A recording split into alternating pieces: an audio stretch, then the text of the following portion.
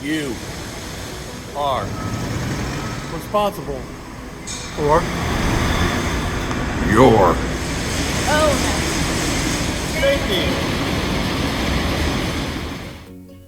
At the end of this training, we should all be able to sequence the steps in the lockout tagout procedure,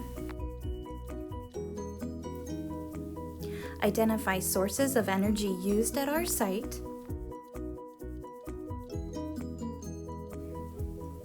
and identify lockout devices that we use at our site. Lockout definition: using a device to physically block the source of energy. You are expected to personally lock out all sources of energy.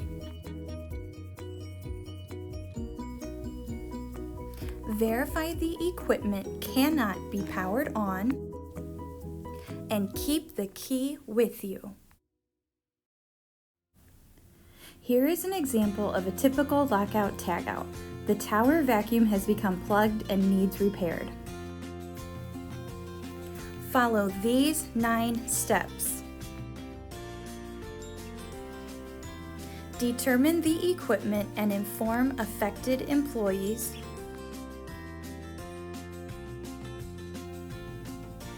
Gather locks and energy isolating devices.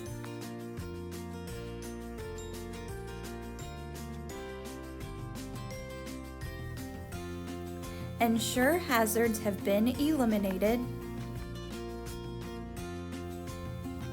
De-energize and lock out the equipment and keep the key with you. Write your name on either the lock or a tag.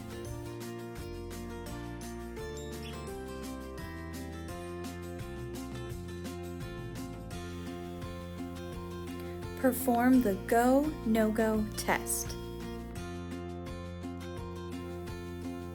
Complete the work.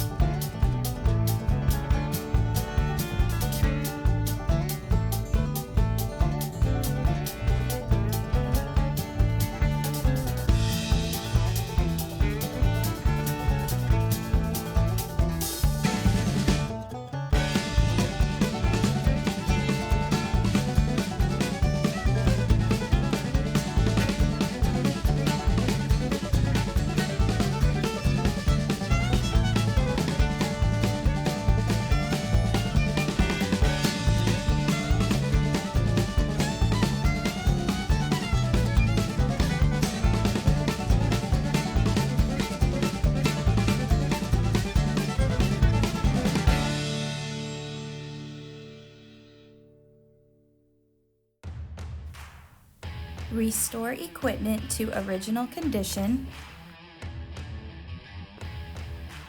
Remove tools, replace guards, and remove the lock. Re-energize.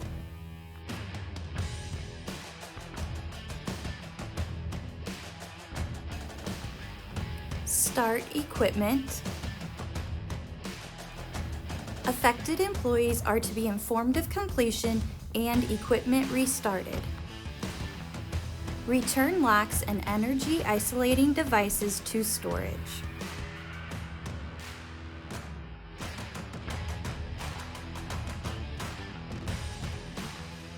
And return all tools.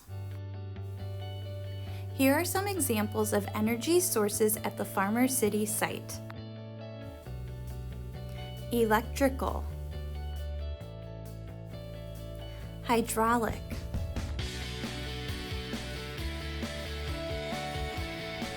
pneumatic, potential,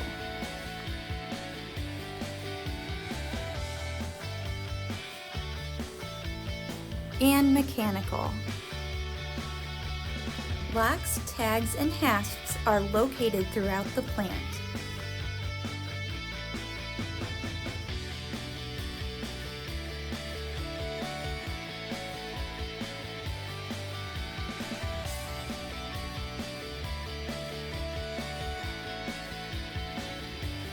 surplus lockout devices and supplies are located above the warehouse office.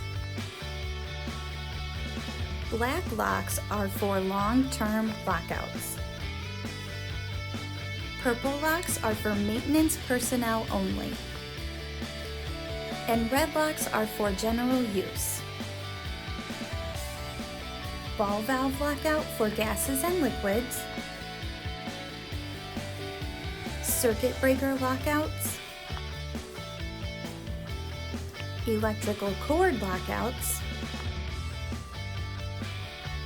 Cable lockout and hasp for multiple employees or multiple energy sources. Group lock boxes for multiple employees. And lock storage cabinets. Here are a few situations requiring lockout tagout. Greasing equipment. Changing parts. Cleaning. Post-season maintenance. Emergency equipment breakdowns. Cleaning the polishing drum. Or kernel cleans. There are two types of employees involved in lockout tagout: authorized and affected. Authorized employees perform the lockout procedure and perform maintenance on the equipment. Authorized employees must be observed yearly performing a lockout by one of their peers. Manager observations cannot be used for this audit. Affected employees have operational responsibilities. If you work in the area where the equipment is being serviced, you would also be an affected employee. Here are a few of the situations that require adjustments. Multiple workers and multiple sources of energy. Shift changes. Outgoing employee removes their lock and the incoming employee puts their own lock on. Then the incoming employee will do their own go, no-go test.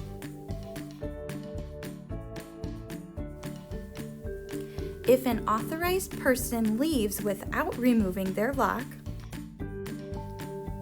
find out who the lock owner is and verify they are not on site. Attempt to contact them and ask why they didn't remove the lock. Notify the site lead and request removal of the lock. Identify and control all sources of energy. Identify the reason for the lockout and verify completion of the work. You may remove the lock if all the following are true. The employee could not be contacted. All safety concerns have been identified and controlled. The site manager has approved removal of the lock. And the lockout removal form has been completed. Group lockouts. Every worker needs to do the following. Place their own lock on the equipment. Perform their own go, no-go test. And remove their own lock. Serious injuries could result from ignoring lockout tagout procedures.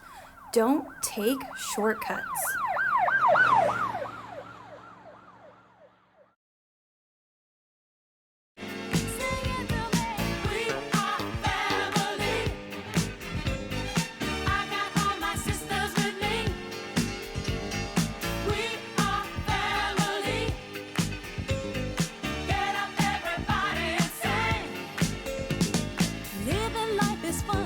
Just begun to get our share of this world. Love you, bye. Say, you. Why? Now, you. Why? I'm making a video. You're ruining my video. Perfect. You. You. Safety. Louder. Do it again. Say it louder. Say 1, 2, 3. Safety. We are going to do... Hold on. Go back.